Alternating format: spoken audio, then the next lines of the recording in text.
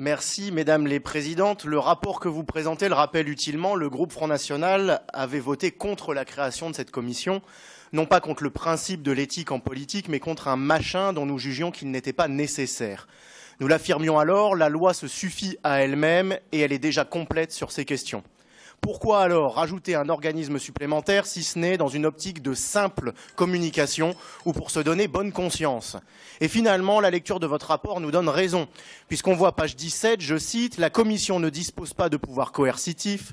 Soulignons que la Haute Autorité pour la transparence de la vie politique considère que, en l'absence de base légale, le mécanisme régional de déclaration d'intérêt reste une simple faculté pour les membres de l'Assemblée plénière régionale. » Fin de citation. D'ailleurs, au-delà de notre groupe qui n'a volontairement rien déposé, nous apprenons dans le rapport que d'autres groupes se sont contentés d'indiquer qu'ils respectaient la loi sans rien préciser de plus. En somme, tout ça n'est bien qu'une coquille vide. Idem pour le scandale de l'occupation des logements sociaux par des élus qui n'ont rien à y faire et dont on sait que certains groupes dans cet hémicycle sont habitués. Aucun pouvoir de coercition et on n'en est qu'aux questions de déclaration, même pas de sanction des abus qui pourraient être constatés. Aucune utilité réelle donc de la Commission sur cette question de fond, convenons-en.